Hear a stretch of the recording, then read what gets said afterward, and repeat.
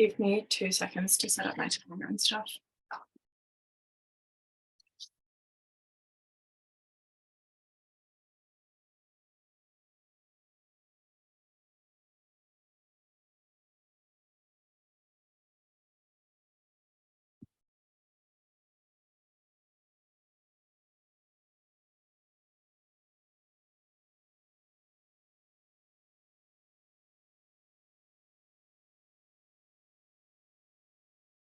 Two things that we think the CCP really cares about. Firstly, maintaining their power domestically, and second, improving their standing in international geopolitics.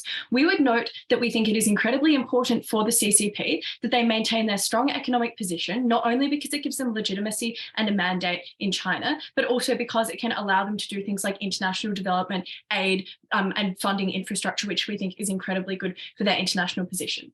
Secondly, what do we think it will look like if Russia loses? Firstly, we think this means that Ukraine regains control of all of its territory and of all of its claimed territory, some of which is currently occupied by Russia. Secondly, we think it looks like Russia being considerably punished on the international stage. We think this looks like really economically damaging calls for reparations or sanctions or some kind of punitive measure. But thirdly, we think that it looks like them having a significant loss of any power that they may currently have or have had that is perhaps in terms of terms of a ceasefire or something being quite damaging for their capacity to maintain a significant army, but also just in the fact their reputation is incredibly damaged by having begun a war that they could clearly not sustain and not win.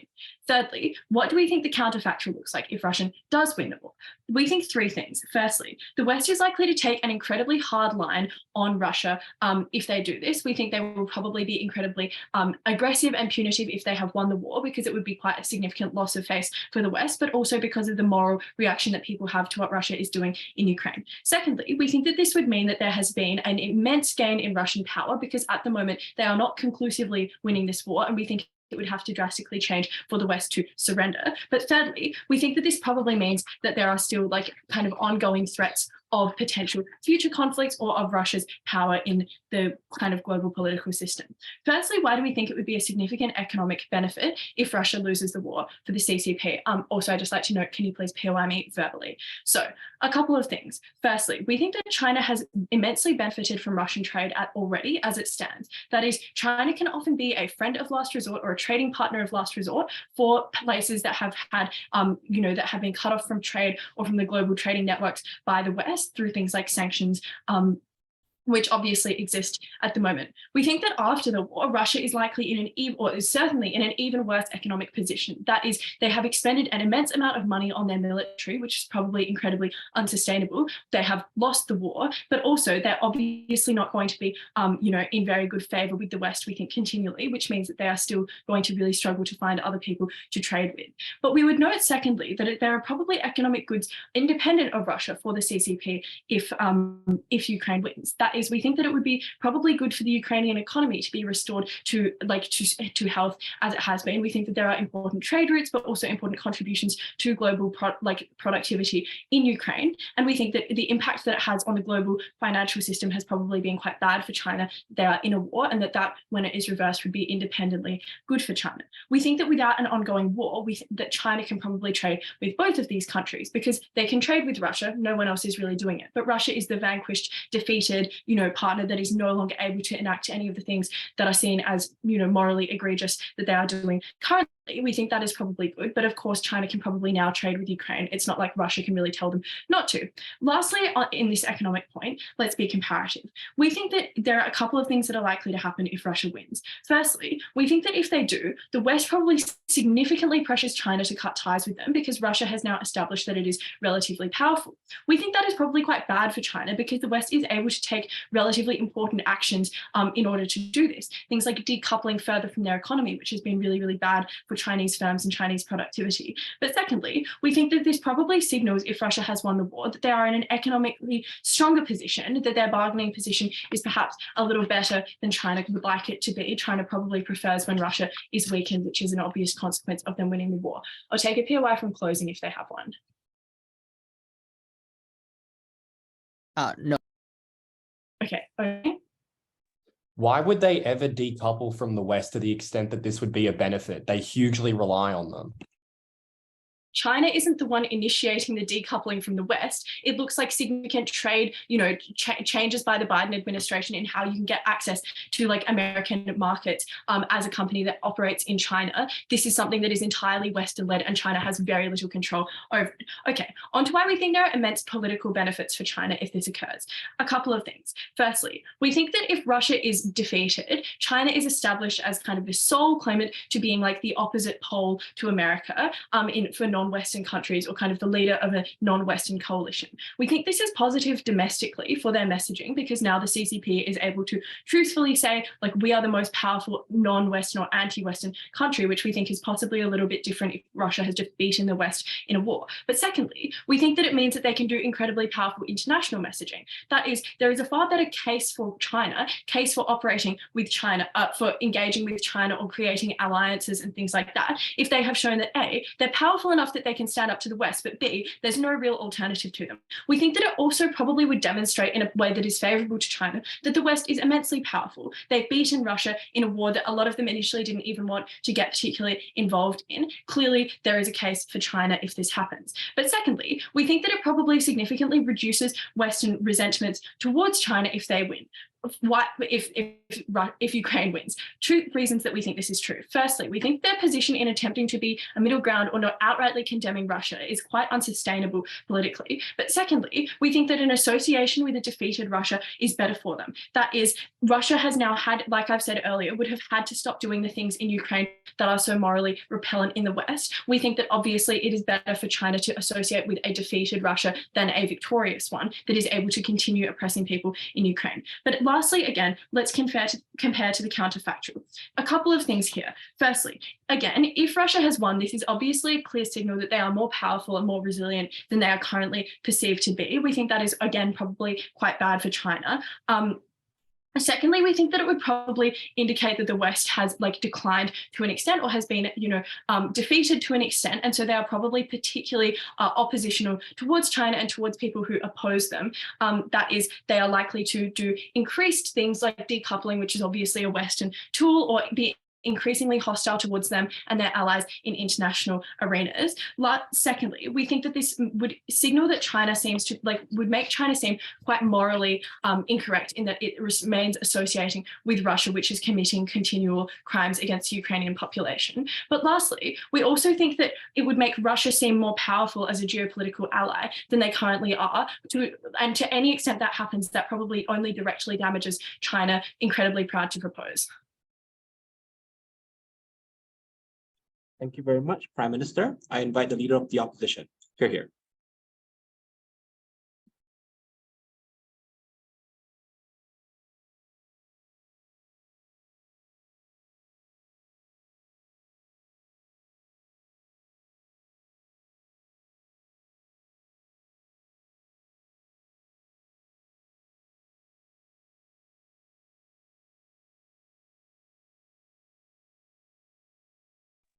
Hey, is the audio all good? Perfect. Sweet.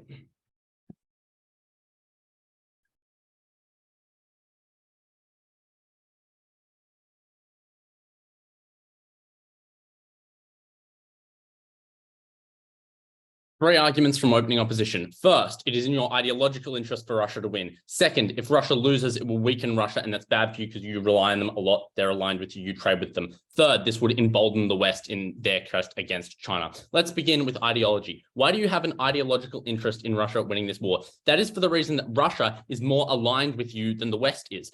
First, Russia is similarly run by a Marxist-Leninist party. This is, first of all, in stated ideology. They claim to be run in a Marxist-Leninist way. But secondly, still in practical implementation, because while it is true that Russia has to some degree liberalized, they still do run their economy and their state in line with the same sets of Marxist-Leninist principles. It is true that Russia and China have had a split in the last 50 years and aren't as close as they once were, but they are still far more aligned than China is with the West. Second, in the geopolitical alignment with the world, for instance, the way in which states interact in international organizations, Russia generally aligns on the Chinese side of the bloc against the West. Third, even to the extent that China is not pro-Russia, it is clearly anti-Western, so ideologically it wants to see the West lose. And fourth, even aside from the general case of where they line up, China has specifically aligned themselves on the Russian side in this case, for instance, being one of the few countries that did not vote to condemn Russia for the fact that they did this war. So ideologically, China wants to see, and the CCP wants to see Russia win this war. Why is this the most important consideration in the debate?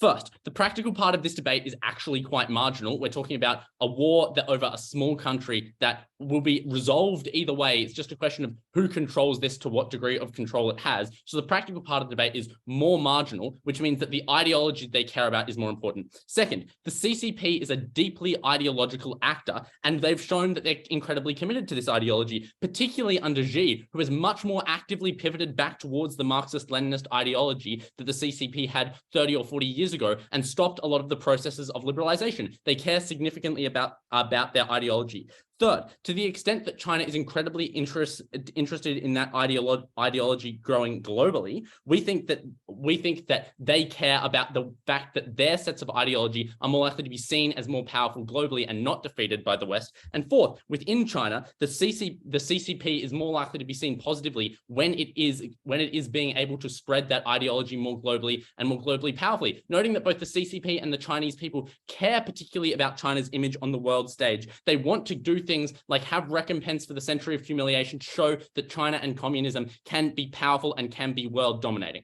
Look, maybe you think it's ridiculous that a country would care significantly about the ideology, but the CCP has shown that they are a deeply ideological actor. The practical part of this debate is incredibly marginal. They have an ideological interest in them winning. And that's why when this round is done, you're going to remember that opening opposition takes the clearest benefit and gets the win in this debate. Second argument, why this is likely to significantly weaken Russia. The context for this argument is that Russia is a key trading partner. There are 4 reasons for that. I would say this probably doesn't need to be established. The average reasonable person probably knows that there's a lot of trade between China and Russia, but let's establish it anyway. First of all, they're not ideologically aligned against them, so they're not doing things like sanctions. Secondly, they are just geographically close, so they're much more likely to be doing trade. And third, because they have historical alignment, they have things like historical sets of trade deals. Fourth, they're not engaged in a trade war in the same way that, for instance, the US is. They're doing a lot of trade. I think that's unlikely to be contested. So why is it that this weakens Russia? First, I'd note that opening government literally concedes this. Closing government cannot walk back from that. So that it is necessarily in this debate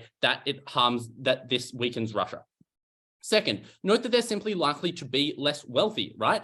So for all the reasons that I'd note here that Ukraine is actually quite a significant country to hold economically. That is first, because it is an enormous breadbasket. And second, because control of it gives you control of an enormous amount of shipping, both over land in the form of their oil pipelines and also by sea through their sea boundaries. So controlling Ukraine is a significant economic benefit to Russia. And therefore, it means that when Russia does not control Ukraine, they get poorer. So when Russia is poorer, they are less able to trade you goods and services. They're less able to trade you goods. They're less able to buy the goods that you trade. So your trading relationship is weakened and you get poorer.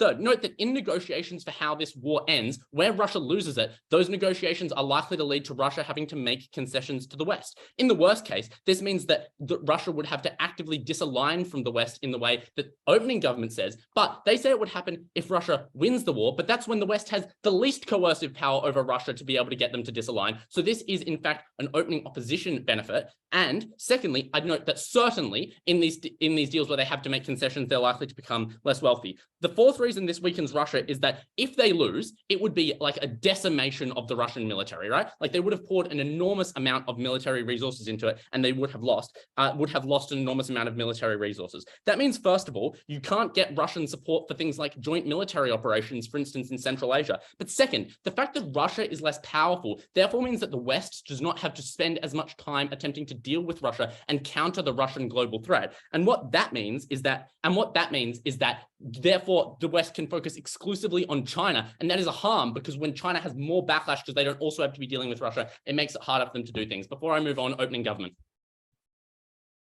We have told you that we think it is actively really good for China if Russia becomes weaker. We don't think that your trade material stance, can you please engage with how it advances their strategic interests? Yeah, your claim here is like, oh, they're going to trade with you more because they have no other choice. The problem here is they already trade with you. They're incredibly strategically aligned. For the decoupling mech that you bring, clearly the West has the most leverage to get you to decouple when the negotiations at the end of the war happen after a Western win. And the most crucial thing is that the level of trade doesn't really change, right? Russia and China trade heaps anyway. But if Russia is poorer, they have less to trade. Final argument, why this emboldens the West. First, This proves that many of the mechanisms to counter Russia worked. And note, many of those mechanisms are the same mechanisms that the West would use to counter future Chinese aggression. So, for instance, the West did not decide to actively enter Ukraine, but they did do things like sanctions and weapons support to Ukraine. And if China was, for instance, to attempt to make a move on Taiwan, that is similarly what the US is likely to do. And at the point where it has worked, you then embolden the West to show that these mechanisms work. So they're therefore more likely to deploy them against China in the future when they're countering Chinese aggression, because they have seen a sign that it actually works in a previous test.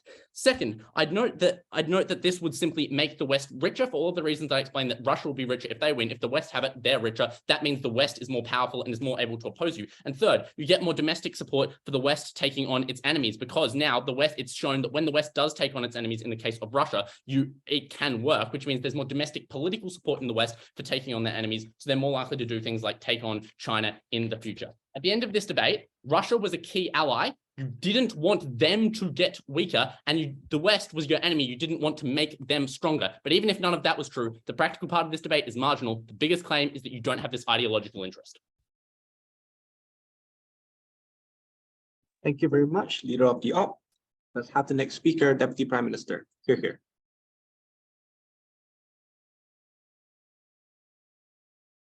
Just give me 1 second to set up my timer.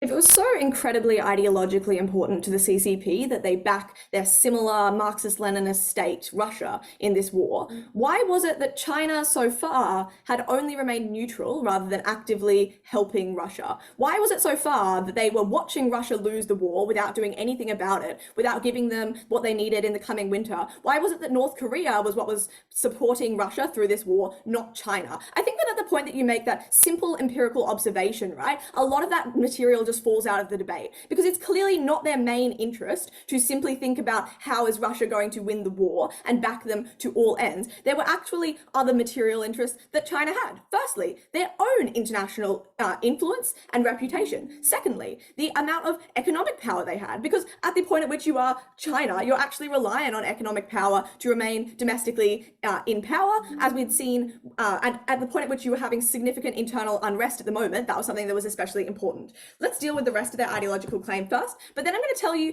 what actually happens if Russia wins this war, because we hear almost nothing about that in characterization from LO, and then I'm going to tell you why you get so much economic benefit at the point at which Russia loses. Firstly then, let's deal with their ideological stuff. The first thing to say, firstly, noting my introduction there, I think takes out most of this, but Liv gives you excellent material that gets no response, which is that if you actually cared about China's image, which we think people in China generally care about more than caring about Russia's image, we tell you at Liv why it's actually better if Russia is becoming less powerful here. Why was that? That was because at the point at which China continues to be powerful, it begins to draw all the anti-Western states towards it as a rallying point. That's the point at which China either has to choose to jump onto that ship fully and fully commit to this war in order to maintain its following of like anti-Western states, or it becomes entirely ideologically inconsistent, which is a really bad position for it to be, right? So either now it cops the harms of fully supporting Russia, which look like things like having to provide it with lots of aid to win this war that it was currently losing, or it was going to like look bad in this way. At that point, it's probably better for you that Russia loses the war so that you're not in that difficult position of having to decide. But at the point at which Russia falls, now you are the like actor that has the anti-Western states wanting to trade with you more. Now you are the central pole that exists to oppose Western influence. Now you are the one that co-opts that influence, but also does not have to deal with the fact that you are tarred by your association with Russia, which pushes you out of the legitimate world stage. Note that China was doing what it could to appear legitimate, doing things like making more climate action, doing things like trying to appear responsible through sorts of aid efforts. That was the sort of thing that China was starting to care about. That was what we got you at Liv conclusively. That was better for your ideology. ideology. Second then, let's deal with the actual counterfactual that exists here, because they tell you, oh, the practical harm is marginal because Ukraine is a really small territory. No, because Russia winning this war doesn't just mean they win Ukraine. There are obviously going to be things that take them there and other actions. I'm going to take a POI from closing first, though, if they have one. 3, 2, 1, opening. Yeah, your claim is China doesn't care about ideology because they haven't sent in troops. Obviously, there are limits to how much they can support them, but to the degree that they can support them, China has taken active steps to care about its ideology. I'm going to tell you why this gets so much worse right now at the point at which you're tied to ideology, and therefore why it would be better for you if Russia just lost. Okay, how would it be that Russia would win the war? We thought there were two main things. Firstly, they got more support from allies. Currently, they were relying on North Korea, which was obviously not going to win them this war. They needed more support. But secondly, we thought that meant to an increase in things like nuclear threats that forced the West to back off. Note that was always going to be bad for China. That's why they'd actively come out and said, don't escalate this nuclearly. But that meant that Russia was going to reestablish its power. It meant that its allies would start returning and giving it more and more support, as it was seen as an opposition to Western power. How is the West going to respond to this? Obviously, the West would not be happy about this. They weren't just going to sit back and let it happen. What they would do would would push China to try and take an actual stance against this. That meant doing things like accelerating the economic decoupling that was occurring. That looked like doing things like imposing all sorts of political things or taking away their say on international stages, crippling their legitimacy. Those were things that the CCP had an active interest to avoid because that was something that looked really bad. But that was something that, yes, had those ideological harms, had those economic harms. We thought that then it's very difficult, though, for them to cede to this sort of harm because it risks them looking ideologically inconsistent. At this point, they're sitting on this fence of neutrality in which they're losing their allies because they're not allying with anti-Western Russia, but equally they're losing Western support because they are not stepping in with the West. That prolonged your economic suffering, that undermined your state at an incredibly tumultuous period. That was why that was so harmful for you. Not to mention that this war was just had the threat of escalation at the point at which Russia was winning. Finally then, why do we win on economics? What they tell you is that this war, the losing is going to weaken Russia, they're going to be less wealthy, therefore they're going to trade with you less. The first thing to note is that at the point at which the loss weakens Russia, that means that they're probably more reliant on China for trade, and so they turn to you even more. But it also means that they have less negotiating power, they export things to you. But secondly, we thought that actually more global economic stability, like having Ukraine, the breadbasket, actually able to produce again, was actually something that benefited you because the economic system was globally interlinked and you were suffering under that at the moment as it stood. That was a point at which you could have this more supported. You were able to see that get better. Note that at the point at which this war ended and Western powers were able to rejuvenate their economies and Ukraine was able to export again, that got you better outcomes. But then also at the point at which you become this anti-Western pole because Russia is no longer there, you're more likely to get other states flocking to trade with you at the point at which they're looking for that alternative to Western power. That meant you were able to exercise even more leverage on states that are trading with you or that are trading with Russia.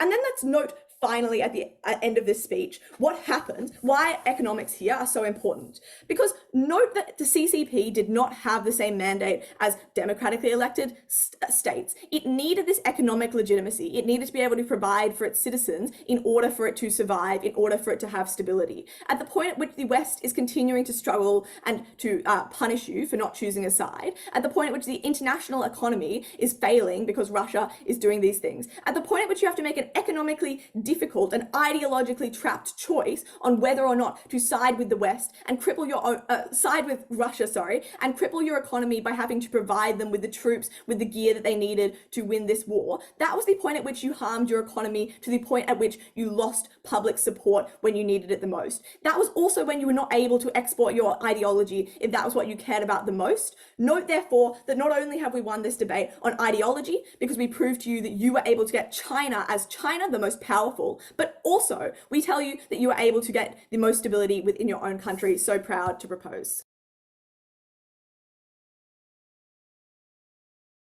Thank you very much, Deputy Prime Minister. I invite the Deputy Leader of the Opposition. Here. Hey, turning my camera on and getting a timer up. Just give me a second.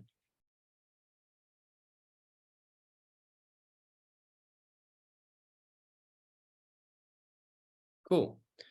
Starting this speech. Oh, sorry. I'll take POIs in the chat. Don't offer them verbally. It's annoying. And then, yeah, cool. Starting this speech in 3, 2, one. I'm going to answer 3 questions in this speech. The first question I'll answer is, regardless of who wins, what does messaging look like? The second question I'll answer is, which side gets better economic position for China? The third question I'll answer is, which side gets better geopolitical relations for China? So let's talk about messaging. The claim coming from opening government with respect to this issue is twofold. The first claim they make is that internal messaging looks better when Russia loses, because China can say, we are better than Russia. There are 2 ways to respond to this. The first is to explain that they never actually give structural reasons for why this is a problem that exists in the status quo. Like, why is it that the average Chinese person is scared or upset that they're not as like big of a country as Russia? China has huge levels of propaganda that pump out why the CCP is the greatest communist party in the world. They have huge levels of nationalism. So obviously the question then becomes, is it better to have an ally succeed than to have, for example, your ally lose? Clearly, Matt gives you a series of reasons to explain, particularly at the moment where China is suffering from an image crisis,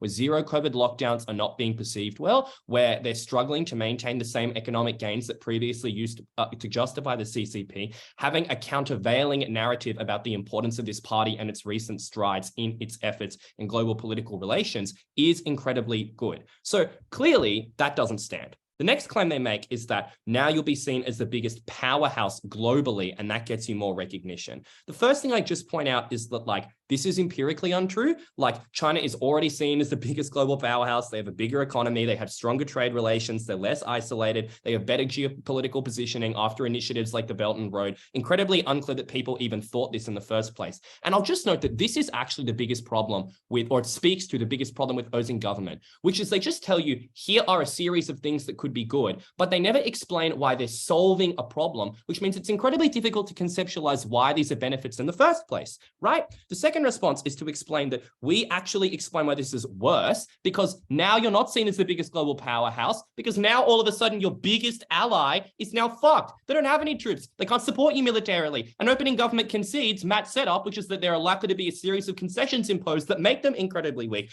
Obviously, that emboldens the West to do things like, pursue similar policies. It threatens the extent to which they can take action against Taiwan, which is a huge issue within China. Obviously, that was uncomparative, which will be the second death of this opening government team. The third, that deals with it. Let's then answer the question of, I'll take you in a sec, Kat and David, because I like you guys. All right, so second question, good economic position. The first thing they say here is that Russia will be weak, so you can extract better deals because you have greater leverage. The first thing that needs to be said is that, again, they never explain why China is in a position such that they need significantly better deals. It's just an amorphous benefit that exists, and it's incredibly difficult to quantify the marginality of this benefit. So I would suggest you ought weigh this off in the absence of any mechanization as to why this is important against all the claims we tell you about ideology. But I'll flip this, because obviously, like, now your trading partner is just worse because they don't have as much stuff. Their economy has been decimated. So why would it be worth trading with them at all? Clearly, it's better to have Russia win.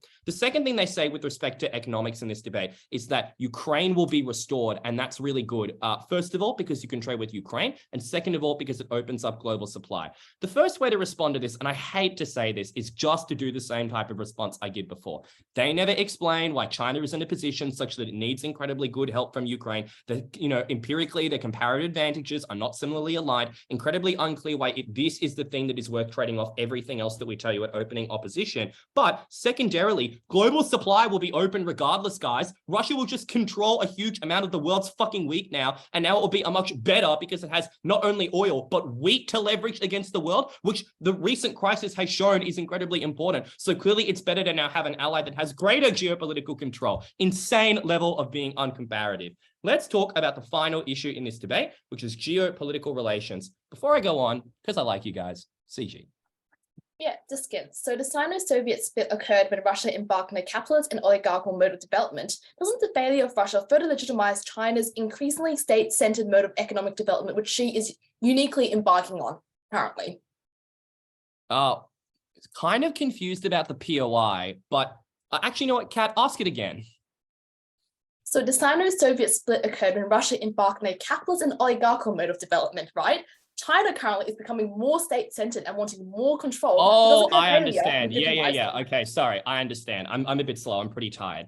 So I guess they're just saying like if Russia win, it's seen as a win for capitalism because Russia doesn't like it's not like as communist as Russia. I think this is pretty ridiculous. Matt gives you a series of reasons to believe that ideologically Russia winning, even if like empirically they are less capitalist than China, is still seen as a win for China, right? Because they're similarly ideologically aligned. But also obviously Russia brands itself as being like a communist nation similarly. So it's unclear the fact that you have knowledge about this means that people on the ground in China will internalize it this way. Let's go into the final issue, which is geopolitical relations. They'd say two things here. Opening government claim that China will decouple from Russia if Russia win because the West will put pressure on them. Two responses. The first is what I point out in the POI, which is just that they would never do this. Like, this is absolutely ridiculous. Why, when Russia wins, is it better to decouple from them? Surely that's a greater incentive to stay with them. But secondarily, this is flipped by Matt, who explains that this is much easier for the West to do at the point at which Russia has won. So to the extent that this opening government team recognizes that it's something that is important, and it is literally the only thing they end up talking about, then clearly comparatively it is worse for them, so they lose under their own analysis. The second thing they say is that you will be seen as supporting an enemy. Four responses. One, it actually just concedes then that after the war, China is likely to support Russia regardless. So that defeats their decoupling mechanism. But secondarily, like, if that's true, you just want a more powerful ally, guys. What are you talking about? The second thing is that, like, you've already committed to supporting them in this war. You've already abstained. You've already been supporting them with trade in the time in which the rest of the world has sanctioned them. So the question then becomes, is it better to commit to Russia now and have them win, or commit to Russia now and have them lose? Clearly, for the reasons that Matt explains, it's preferable to have them win. They don't understand how that works. Look, it's a pretty, like, simple debate, I guess. This is good for China's ideological interests and its ability to maintain control over its people in a time where specifically right now it's struggling to do so. It provides them with a better trading partner into the future, and it prevents extreme measures and the likelihood, and even it's only a small likelihood, a likelihood that China is incredibly afraid of, that similar measures might be taken against them in the conflict with Taiwan. For these reasons, OO.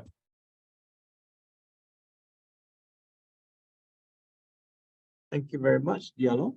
I invite the member of government. Here. Hey, can I be seen and heard? Yep, very much so.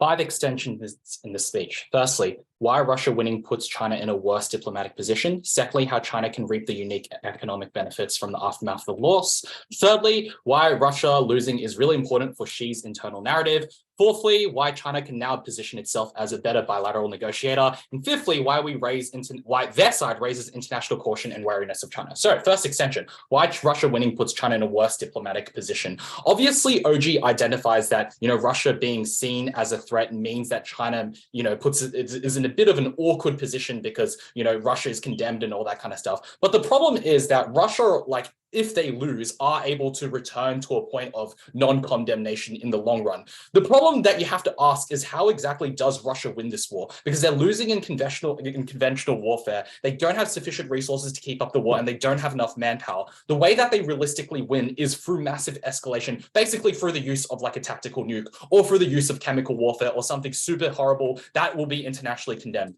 This is bad for China for three reasons. Firstly, it rocks geopolitical stability because it breaks things like the nuclear taboo. And stability is currently a system that benefits China because China has been able to use the stability of the status quo to perform an economic hegemon. Secondly, it puts China in a poor diplomatic position because it is advantageous for China to have some political alignment with Russia because, they can agree on things in the Security Council and all that kind of stuff. But when they have to disassociate entirely, which is what they would have to do if Russia used a nuclear weapon, that's when they lose all the benefits from having a diplomatic relationship with Russia. Thirdly, this is likely to re-weaponize the military framework of diplomacy internationally. That is to say that NATO is now far more cautious. It's likely to rearm itself, take threats more seriously. And the US is likely to bring back military commitments into its diplomatic methods because it knows that a country like Russia can just illegitimately start a war, win it, and use nukes. And this kind of shifting of the meta of the landscape of diplomacy diplomacy is bad for China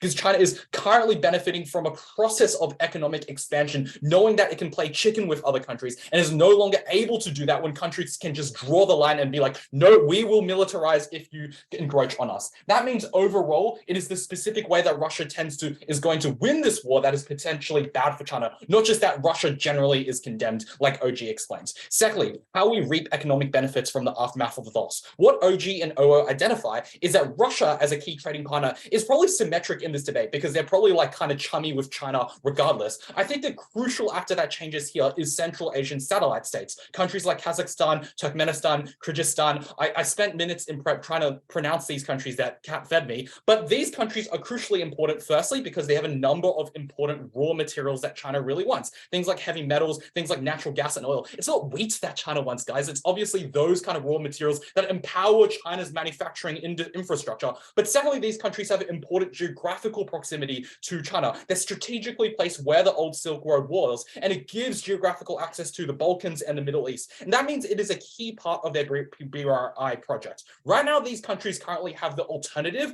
of, being proximate and trading with Russia and having most of their economic agreements with Russia, and therefore no longer don't actually need to bow down to any Chinese economic arrangements. However, now they're likely to pivot to China because when Russia loses the war, they're likely to lose buying power. And these countries also have to politically distance themselves from Russia because of the way that Russia wins this war, which is in a condemnable fashion. Why is it that they go to China and not go to the West? Because these countries have already made pre-commitments domestically to not deal with the West, but also they just don't benefit that much from trading with like Britain versus trading with Beijing, because Beijing is far more proximate and they have the resources that China wants. So China is able to offer a higher price, which means that the actual economic benefit is not Russia, which is symmetric, but those Central Asian states. Thirdly, why is this really important for Xi's narrative? What OO misunderstands is that there is a big difference between Russia and China, obviously, but the thing is that the people in China aren't opposed to the CCP or communism generally. They're opposed to the current iteration of the CCP that has put down those COVID crackdowns, that has, locked up people, that has gone higher on persecution, that has appeared more tyrannical under Xi.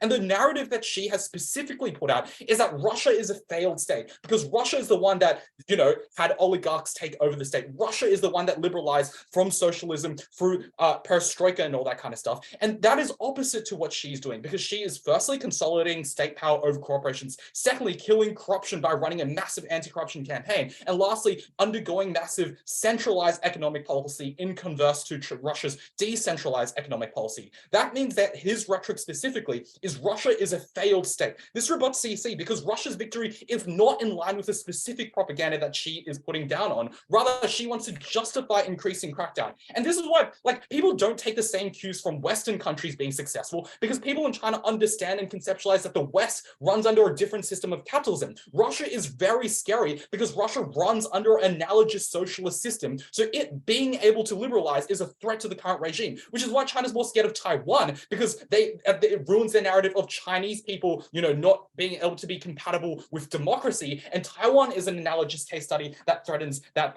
narrative. I'll take a point from Toomey. Your claim appears to be that when a communist country loses to a capitalist one, the diagnosis will be that they lost because they weren't sufficiently communist. Clearly, no, you misunderstand the nuance. You misunderstand the nuance I explained. People in China see West as built on fundamentally different systems. Russia is a far more analogous case. People in China like communism. They like the Chinese government. They just don't like the current CCP, which is why the specific small elements of liberalization that Russia does is a far greater threat. Fourthly, how China positions itself as a bilateral negotiator. When Russia loses, this leads to negotiation. This leads to things like settlement of reparations and restructuring of international security arrangements. China becomes the natural third-party negotiator because it's the only state that literally is powerful enough but to appear as a negotiator, but also has stayed neutral. This is beneficial, firstly, because China is able to structure security arrangements in their favor. But secondly, it lends them international legitimacy. It gives them a powerful diplomatic voice and empowers non-interventionist stand and lends legitimacy to the fact fact that like they have regional banks and they're a regional leader. Lastly, why this raises international caution and wariness of China. OO says that now, the West can say the strategies used against Russia worked. That's a good thing for China because that makes the US complacent. It means if China becomes more aggressive against Taiwan in the future, the US know, no, we don't have to be interventionists. We don't have to send any military forces because we never had to against Russia. And that actually makes the West far, far more complacent. Under the comparative, where Russia actually wins the war, that's when people are like, the lesson is learned. If we do nothing, Taiwan will be captured. That means that the real threat of war that Russia is able to bolster through winning the war is the thing that sets off the international alarms, not losing the war, which means China's far better if Russia loses. For these reasons, very proud to propose.